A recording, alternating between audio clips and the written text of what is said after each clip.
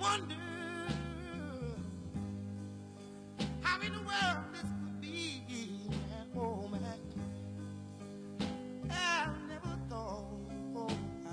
thought you'd ever leave me. But now that you left Yes, Otis Redding singing "You Don't Miss Your Water Till the Well Runs Dry." This is Democracy Now!, democracynow.org. We're broadcasting on over 800 stations on Pacific and NPR and Low Power FM and college and community stations, on public access TV and PBS TV stations and both TV satellite networks. Dish Network, Channel 9415, Free Speech TV, 9410 Link TV, and Direct TV, Channel 375, and we're video and audio podcasting at democracynow.org. I'm Amy Goodman with Juan Gonzalez. Juan? Well, America's spy agencies want to read your blog posts, keep track of your Twitter updates, even check out your book reviews on Amazon. That's the lead sentence to a new article on the website of Wired magazine titled "U.S. Spies Buy Stake in Firm That Monitors Blogs, Tweets." The article reveals how the investment arm of the Central Intelligence Agency has invested in a software firm called Visible Technologies that specializes in monitoring social media sites, including blogs, Flickr, YouTube, Twitter, and Amazon. Noah Shachtman joins us here in our Firehouse studio. He broke the story. He's a contributing editor at Wired and editor of Danger Room, the magazine's national security blog. Okay, lay it out for us, Noah. What did you find?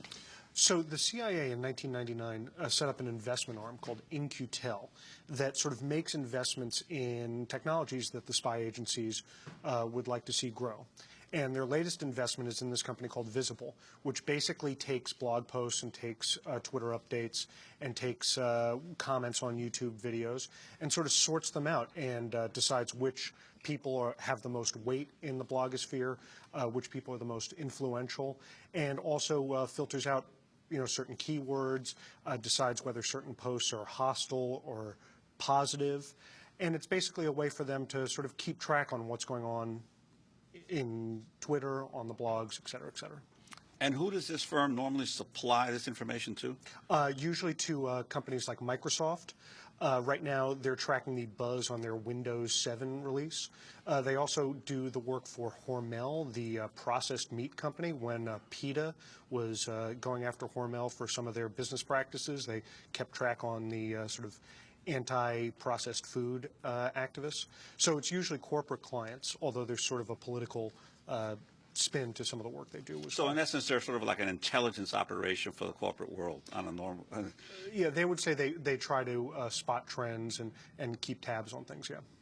But In-Q-Tel, you say, is the investment arm of the CIA. I think a lot of people just be surprised by the CIA having an investment arm. Yeah, that's right. In 1999, the CIA set up this sort of separate agency that would make investments on behalf of the intelligence agencies. It was a way to sort of develop certain technologies without going through the formal contracting process. Remember back in 1999, that was like sort of the height of the dot-com boom. And there were a lot of these business incubators that were growing small businesses into something bigger. And In-Q-Tel was the CIA's attempt to do the same thing. Is it reporting it's making money for the government? It's a not-for-profit not-for-profit company, but I do believe that it has, many of its investments have panned out. So explain how Visible works. You talk about how it crawls over 500,000 Web 2.0 sites a day. Mm-hmm. Explain exactly. And then how do people protect their privacy? Well, first they protect their privacy by not tweeting or not blogging. I mean, that's the way they would have to protect their privacy, or to do it within a closed, password-protected system. If you leave it out there, not only is the government going to read it, but Microsoft and Google just signed deals with Twitter and Facebook yesterday, where all your tweets and all your blog updates will be very easily searchable by either Microsoft's Bing search engine or by Google. What's the deal?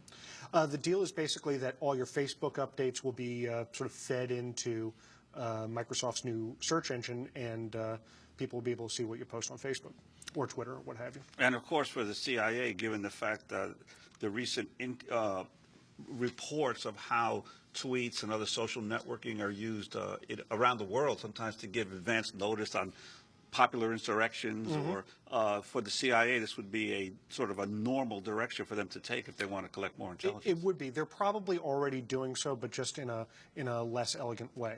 So this is probably, for them, they view it as a smarter way to get information they're already interested in.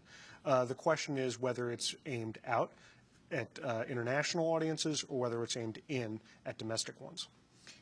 No, Shachtman, you've also written about the U.S. military using a fleet of unmanned spy blimps to keep tabs on would-be enemies in Afghanistan and Iraq. Explain. Well, you know, the U.S. military in Afghanistan, I just got back from there in September, is very interested in what's called ISR, intelligence, surveillance, and reconnaissance. The idea is to see as much of what's going on in Afghanistan as possible and to hear as much of what's going on in cell phone conversations or what have you. And so these blimps are another tool to do it. There'd be cameras and listening equipment installed in these blimps in Afghanistan. It's another way to kind of keep tabs on what's going on. And tell us what's going on in New Jersey. In New Jersey, you have written about the Naval Air Warfare Center. Oh, yeah, right. So in New Jersey, there is the Navy's got a sort of R&D arm, and they're looking to upgrade what's in those spy blimps and really kind of update the surveillance equipment, make it much more powerful.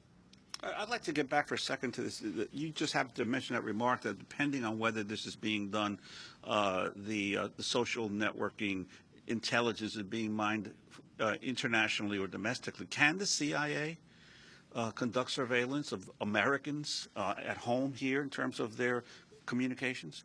Well, they're not supposed to. But, I mean, given the recent history of the U.S. intelligence agencies looking inward as well as outward, it's tough to imagine they wouldn't. Also, remember, on the Internet, it's very tough to discern whether it's a purely international conversation or whether a purely domestic conversation. I mean, you say In-Q-Tel says it wants Visible to keep track of foreign social media and give spooks early warning detection on how issues are playing internationally, but that